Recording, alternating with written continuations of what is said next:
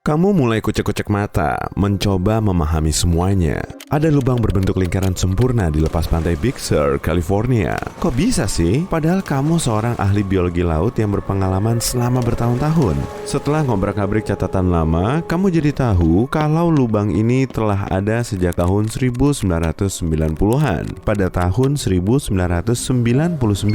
sonar yang terpasang di sebuah kapal mengadakan survei, lalu mendeteksi 5.200 bopeng atau lubang besar berukuran lebih dari 1.300 km persegi di dasar laut. Semua lubang ini mirip seperti kawah bulan di bawah air.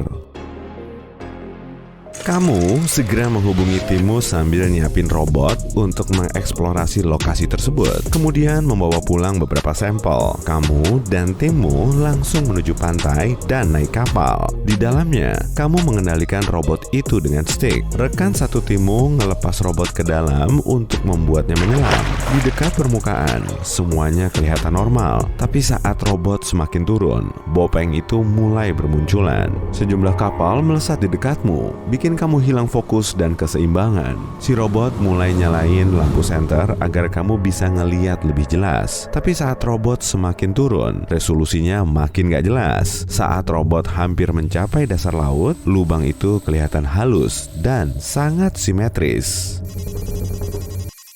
Beberapa lubang yang terdeteksi pembaca sonar berdiameter lebih dari 9 meter dan sedalam 4,5 meter. Saat kamu nunjukin gambar itu ke anggota tim lain, mereka malah terkejut. Robot itu terus menyelam, tapi sepertinya lubang yang ada di dekatnya semakin banyak. Banyak diantaranya terlalu kecil, jadi nggak bisa terdeteksi dengan pemindai dari atas. Depresi kecil ini kelihatan curam dan seperti punya ekor yang menuju ke berbagai arah kemungkinan. Arus bawah air telah memainkan peran penting dalam proses pembentukannya. Kemanapun robot itu menyelam, di dekatnya selalu ada lubang di sekitarnya. Setelah beberapa jam, robot kembali ke perahu dengan beberapa sampel. Kamu langsung membawanya ke lab, kemudian menganalisisnya.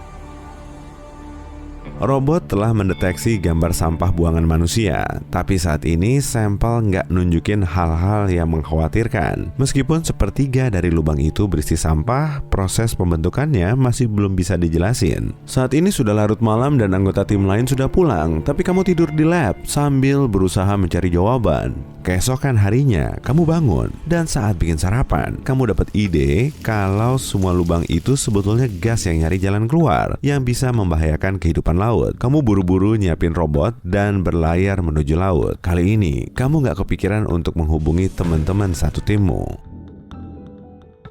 Setelah memasukkan robot ke air, kamu duduk di balik layar untuk mengendalikannya. Robot turun ke dasar laut dan mulai menyurvei. Sejauh ini, lubang itu masih tertutup sampah. Tapi sebagian lubang juga dihuni organisme laut, seperti ikan dan rumput laut. Setelah dipindai sekian lama, lubang ini nggak ngeluarin gelembung. Berarti gas yang tadi nyari jalan keluar sudah nggak ada lagi. Tapi kamu pengen banget nemu jawabannya. Setelah beberapa lama, kamu sampai di salah satu bopeng besar itu. Dan robot mulai memindai area di sekitarnya. Kamu ngelihat sejumlah gelembung dari sumbernya, tapi robot nggak bisa menjangkaunya. Robotmu terus berenang-renang untuk nyari spot, tapi semuanya nihil. Kamu membawa robot balik lagi ke lab dan memperbaikinya.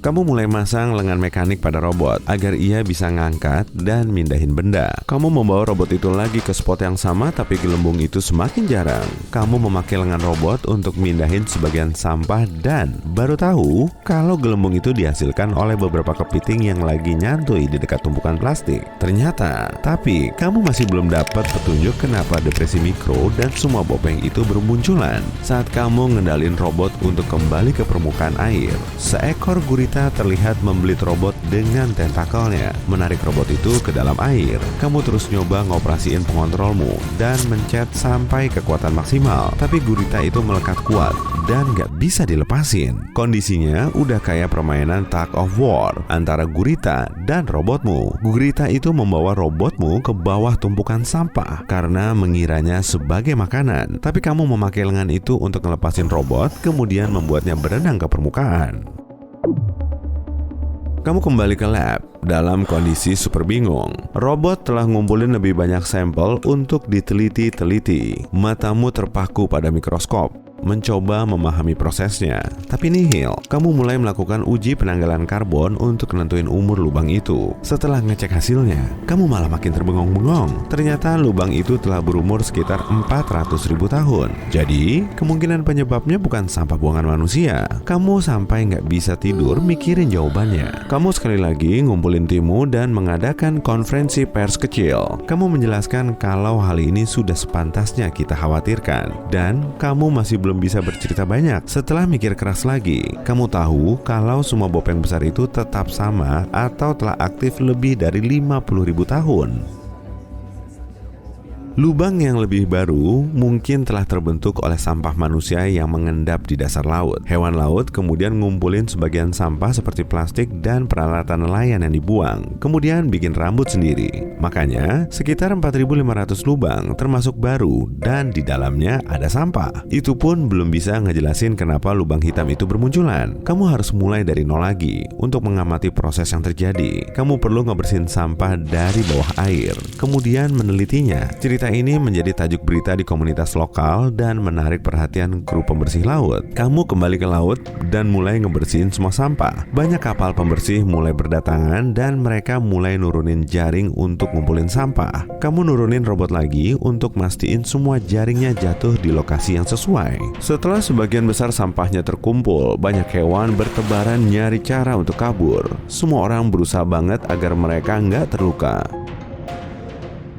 Setelah beberapa minggu, semua lubang di situ bersih dari sampah. Kamu melakukan pemindaian sonar lagi dari permukaan air, dan kamu bisa mengamati lubang itu secara puas. Tapi kamu masih belum dapat jawabannya. Kamu semakin giat meneliti, sambil nyari tahu kalau lubang seperti ini mungkin juga muncul di seluruh dunia, masih di Amerika. Kali ini kamu beralih ke Gulf Coast, Florida. Kamu nyari penerbangan tercepat ke Florida, dan bikin janji dengan ilmuwan yang bertanggung jawab atas ekspedisi ini. Lubang biru adalah dolin bawah air yang menganga di dasar laut, sama seperti di permukaan tanah. Dunia bawah air juga punya dolin.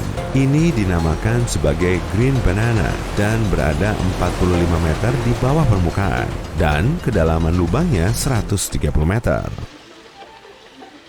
Kamu nyelam dengan alat khusus bersama anggota tim lain ke dasar laut yang tandus, dan lubang itu berada di depanmu, mirip seperti oasis di padang pasir. Kamu dan para ilmuwan lain sangat kaget karena makhluk laut yang hidup di dalamnya sangat beragam. Beberapa penyu laut berenang melintasimu, dan bahkan hiu. Hiu ini nggak membahayakan manusia. Selama setengah perjalanan, kamu sampai di jalur sempit yang sulit dilalui manusia, jadi kamu perlu berhati-hati. Ada terumbu karang, hewan spons, moluska di sekitarnya. Kamu ngumpulin beberapa sampel, kemudian kembali ke lab. Lubang biru umumnya lebih kaya akan nutrien dibanding tanah tandus yang dihuni oleh banyak makhluk laut unik. Lubang ini cukup umum dan nggak menimbulkan ancaman bagi siapapun. Setelah mikir lagi, kamu bisa nyimpulin kalau lubang di lepas pantai California nggak punya keterkaitan dengan lubang biru.